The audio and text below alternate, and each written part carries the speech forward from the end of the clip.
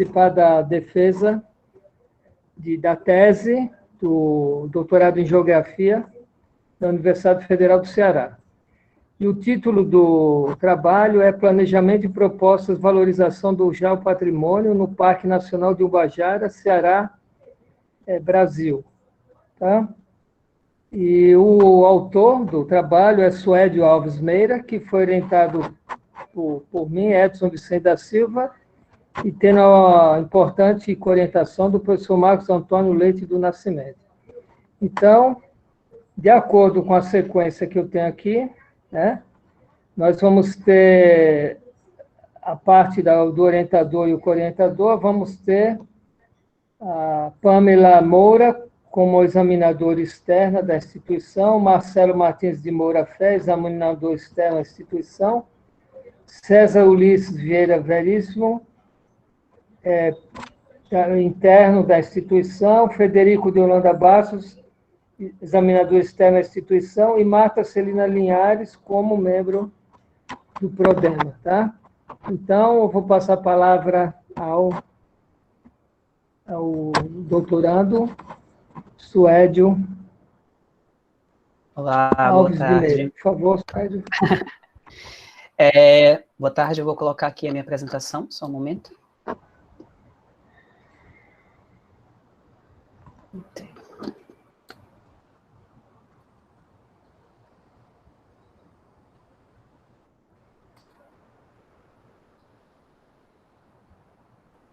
Está sendo compartilhada a apresentação? Gostaria de saber, alguém pode falar? Ok. Sim, para mim está ok. Tá bom, então. Então, boa tarde. Eu gostaria de agradecer primeiramente à banca, aos membros da banca pela disponibilidade de contribuir nesse momento, e com as contribuições que virão depois, e também a todas as pessoas que estão aqui assistindo essa defesa.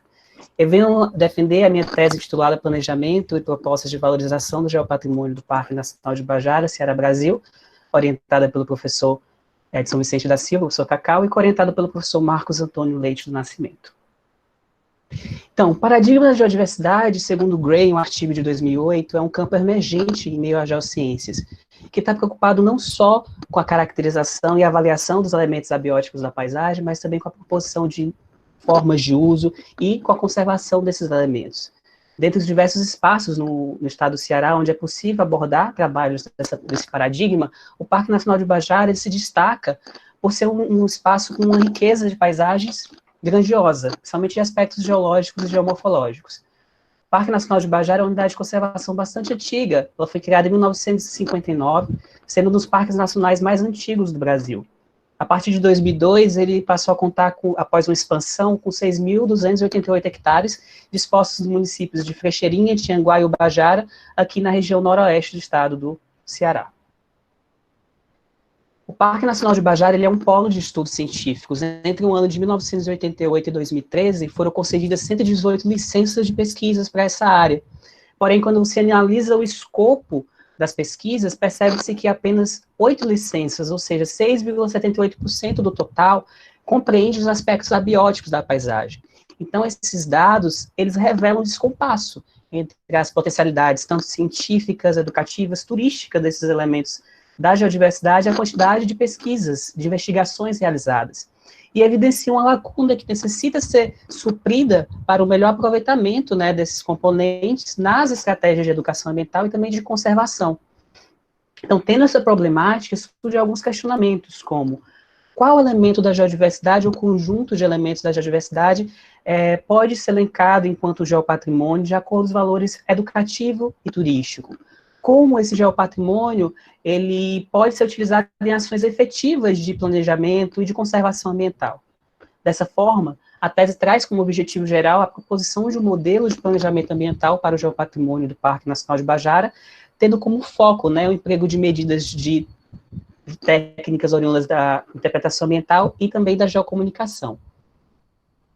Para chegar a esse objetivo geral, foi necessário alçar, né, alguns objetivos específicos, como estruturar um roteiro metodológico para o inventário, avaliação e promoção do geopatrimônio em unidades de Conservação do Brasil, inventariar e avaliar o geopatrimônio do Parque Nacional de Bajara de acordo com o caráter educativo e turístico e, por fim, propor a elaboração de materiais interpretativos e ferramentas de valorização e divulgação para esse geopatrimônio, alçado na interpretação ambiental, na educação ambiental e nas estratégias de geocomunicação.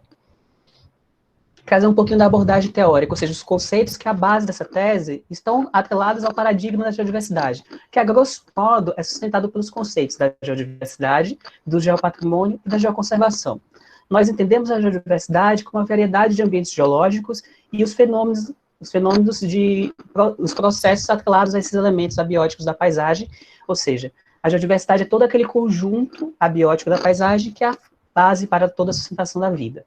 Já o geopatrimônio é a porção, é o elemento, o conjunto de elementos da geodiversidade que apresenta um valor excepcional, seja do ponto de vista científico, cultural ou educativo. Já a geoconservação são as atividades ou uma atividade específica que é orientada à conservação do geopatrimônio, que tem na problemática da sustentabilidade, no paradigma da sustentabilidade, a sua base. Trazer uma breve caracterização geoambiental aqui do Parque Nacional de Bajara. A riqueza de paisagens geológicas e geomorfológicas do Parque Nacional de Bajara é devido à localização estratégica do mesmo, na verdade, né? Que ele está exatamente no contato entre duas formações tectônicas distintas. Você vai ter, a leste, a província Borborema, um domínio médio coreaú, composto por litologias metamórficas do grupo Bajara e do grupo Martinópolis. Já a oeste, você vai ter a província Parnaíba, com litologias sedimentares da bacia sedimentar do Parnaíba, compreendida pelo grupo Serra Grande, que é a unidade basal da bacia do Parnaíba. Essa diversidade geológica reflete também dois domínios geomorfológicos muito distintos. Primeiro, você a leste, a depressão ocidental do Ceará, que é uma extensa planície erodida sobre essas rochas metamórficas dos grupos citados, e a oeste você vai ter o Glint, a Serra da Ibiapaba, que é um relevo de topo plano, mas com leve caimento em direção ao oeste, em direção ao Piauí, sobre essas rochas sedimentares da bacia do Parnaíba. Essa diversidade de características, essa diversidade de elementos geológicos e geomorfológicos reflete nas outras variáveis ambientais.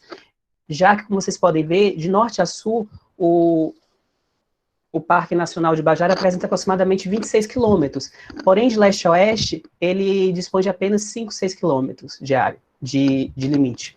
E ele está localizado exatamente no contrato entre essas formações geológicas, apresentando áreas de alto declive, que reflete questões de solo, do clima, já que é o relevo propicia chuvas orográficas, que reflete também na hidrografia, com a presença de cursos de primeira ordem, de ressurgências nessa área da fronte do Glint, de vegetação, já que na parte elevada vai ter uma mata pluvionebular, na depressão já vai ocorrer a caatinga, e também diversos tipos de uso e ocupação do solo.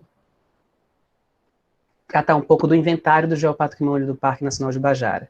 O inventário desses locais de interesse geológico, eles foram realizados por meio da união de duas metodologias distintas. Primeiro, uma seleção de locais com características superlativas, ou seja, você ir na literatura e nos estudos já realizados, ver quais os trabalhos que foram realizados e ver quais são os locais, os elementos da geodiversidade que são elencados como excepcional.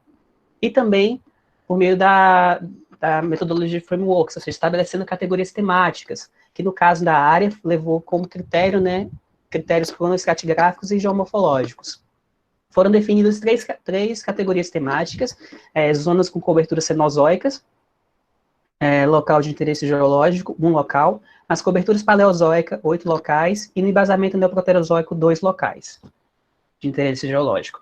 Eu não sei por que não está aparecendo o cursor aqui do meu, mas aqui vocês podem ver como os locais de interesse geológico são bem distribuídos no decorrer do Parque Nacional, havendo uma concentração aqui próxima à sede do município de Bajara, que é exatamente no local onde estava o antigo perímetro do parque. Então, esse local apresenta maior número de trilhas e maior número de trabalhos já realizados. Porém, buscou também em outras áreas do parque, inclusive na área de emergência direta, que é esse buffer de 5 quilômetros ao redor do perímetro do parque. Então, vou fazer uma rápida caracterização de cada um dos locais de interesse geológico, começando pela trilha Ubajara-Araticum, que apresenta como principal potencial ser um retrato estratigráfico do Parque Nacional de Ubajara, ou seja, nos seus 7 quilômetros de trilha, você sai das rochas sedimentares da bacia do Parnaíba, vendo diferentes faces do grupo da formação Tianguá, passando por ardósias da formação Caiçaras, chegando aos metacalcários da formação Frecheirinha.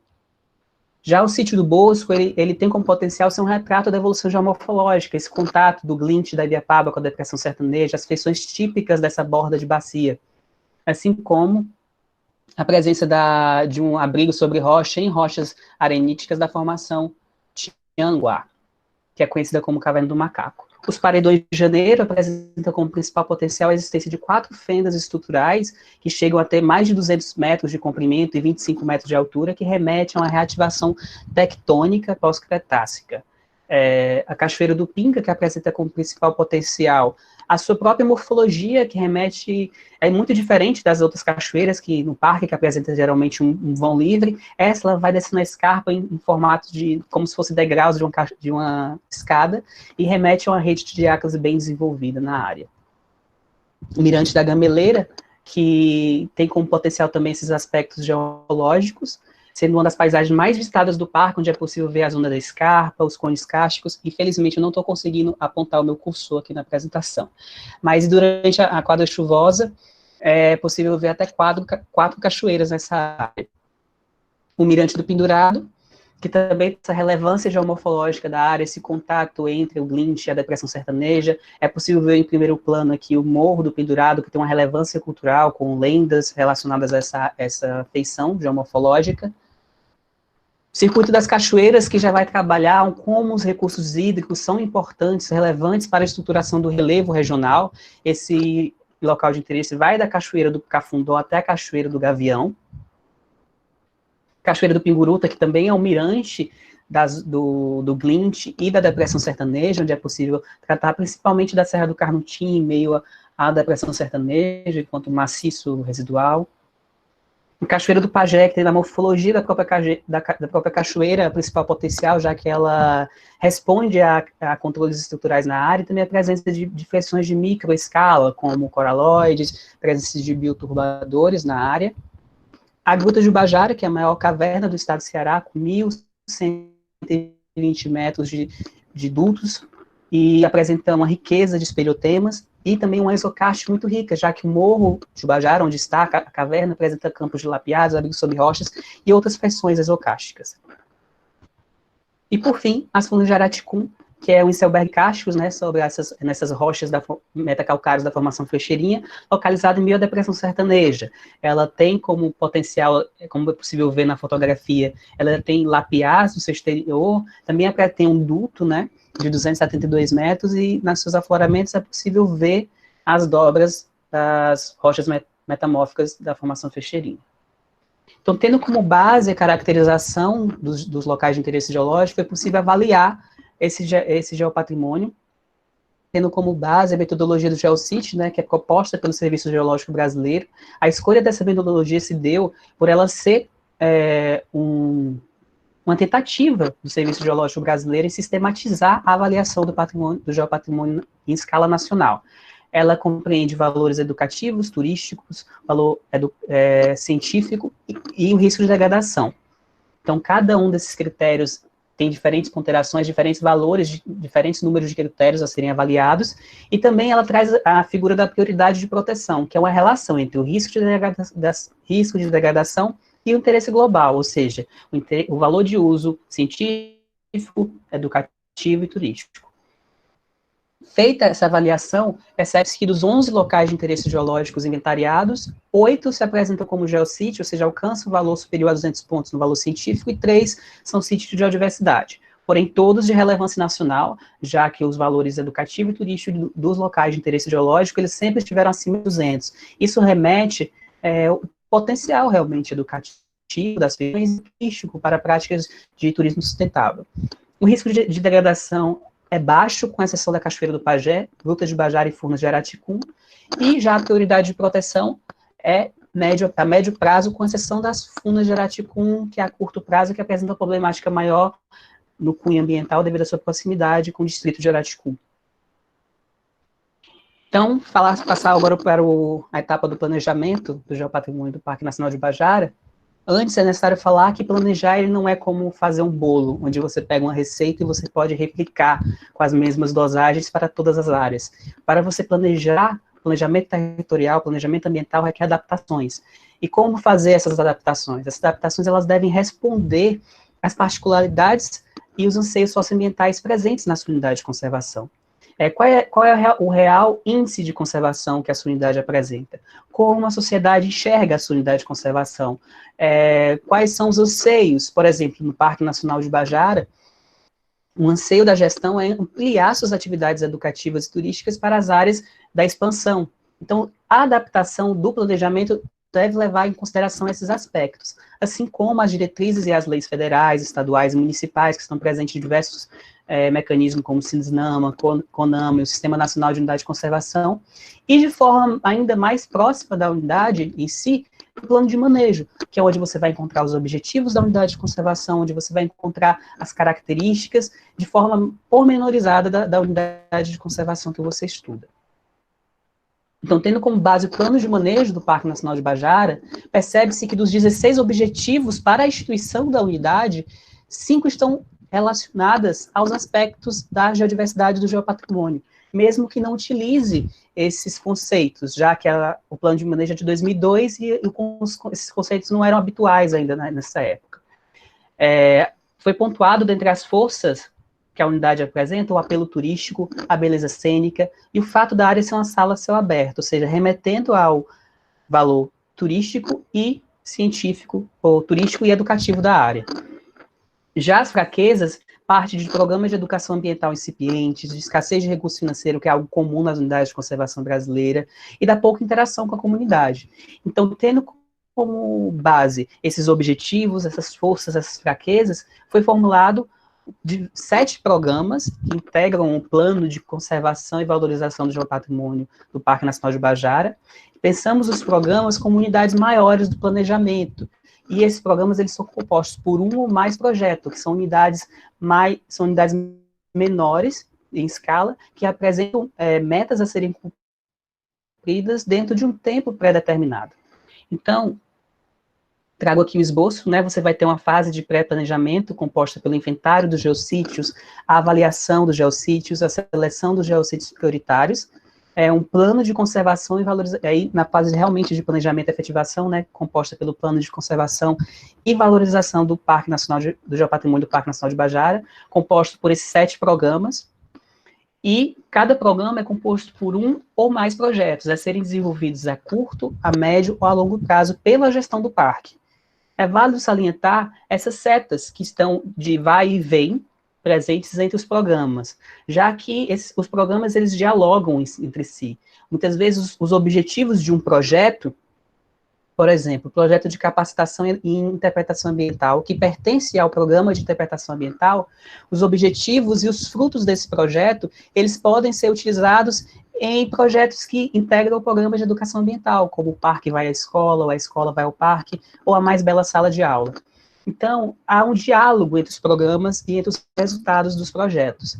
É válido salientar alguns projetos específicos, como a Casa Amiga do Parque do Ubajara, dentro do programa de conservação, que busca aproximar a gestão do parque com a sociedade, que está ao redor dos limites do parque, e o selo empreendimento amigo do Parque Nacional de Ubajara, pertencente ao programa de angariação de recurso, que visa aproximar e criar diálogos com os agentes econômicos dos municípios que integram o Parque Nacional de Ubajara.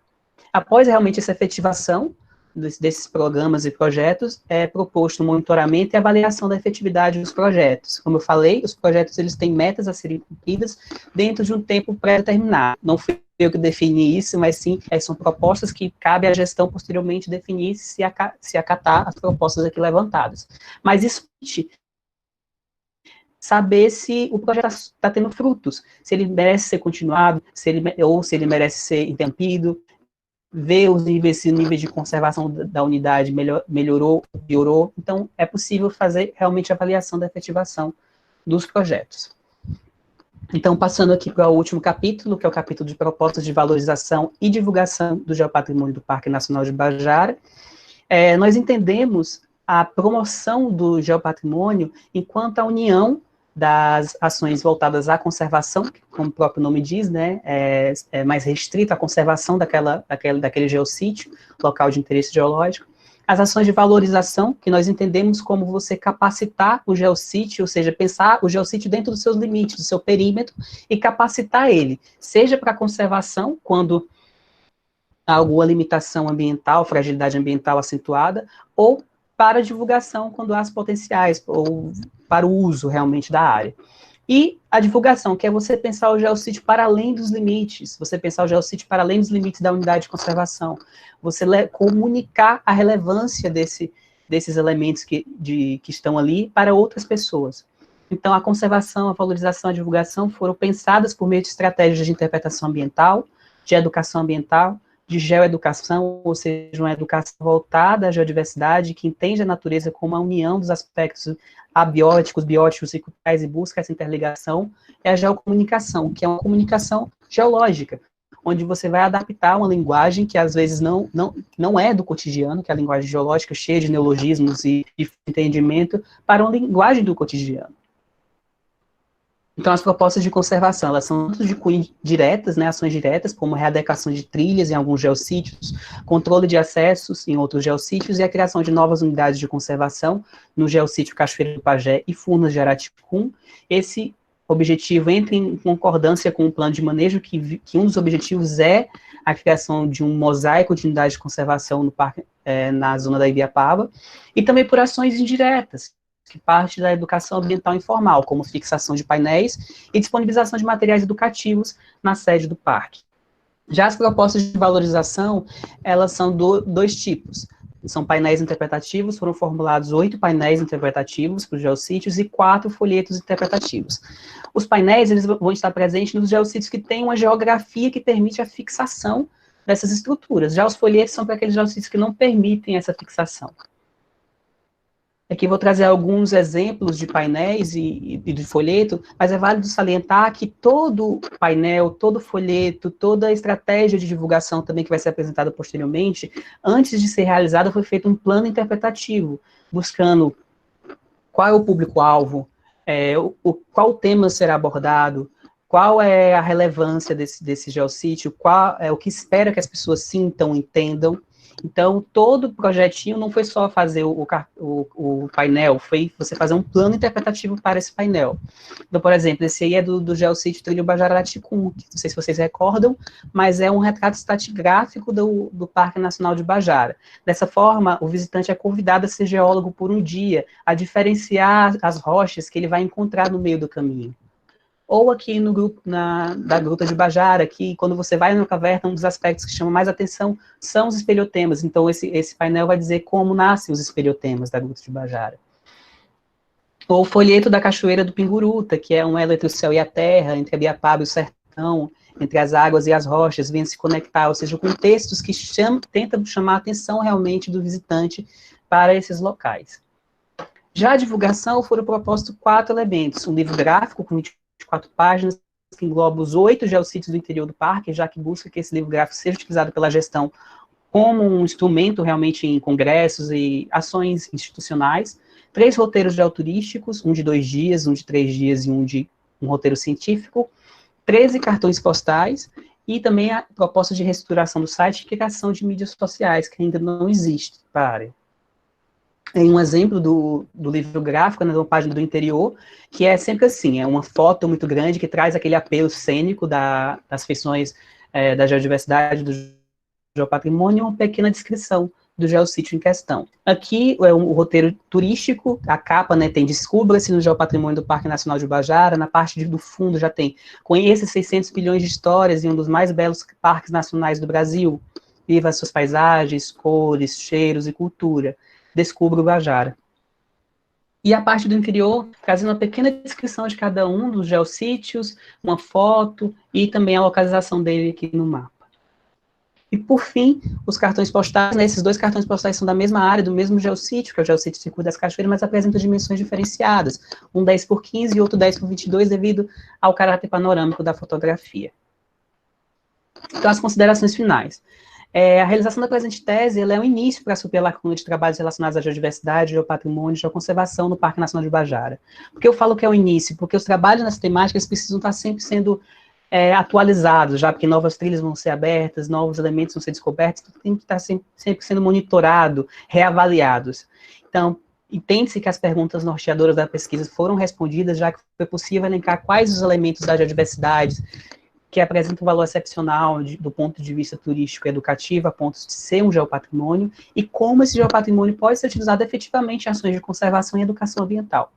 Então, entendemos o paradigma da geodiversidade como essa mescla entre a ciência pura, onde você tem lá na etapa de inventário e avaliação a descrição pormenorizada das feições, mas também aplicada, onde você vai na etapa de promoção, dialogar melhor com a sociedade e aplicar o conhecimento gerado anteriormente. Cada etapa de inventário, avaliação e promoção cumpriu o papel de dialogar com diferentes atores do planejamento ambiental. O inventário e avaliação fala melhor com a gestão do parque, já a promoção vai dialogar melhor com a sociedade, com os agentes econômicos que estão relacionados ao parque. Então, cada um cumpre um papel fundamental no planejamento territorial.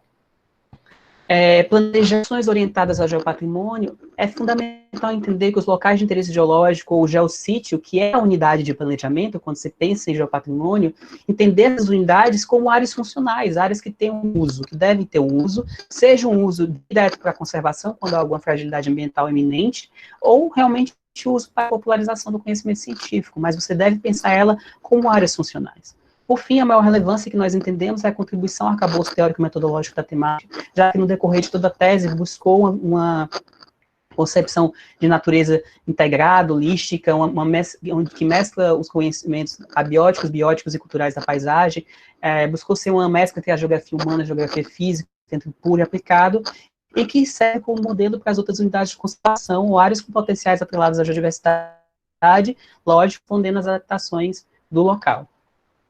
Então, aqui são as referências da apresentação, utilizadas só na apresentação, e muito obrigado, em especial a todos os professores, cientistas e a qualquer pessoa que tenha se levantado contra os desmontes da educação pública brasileira realizada pelo atual governo. Essa luta é difícil, mas eu gostaria de dizer que nós vamos vencer. Obrigado.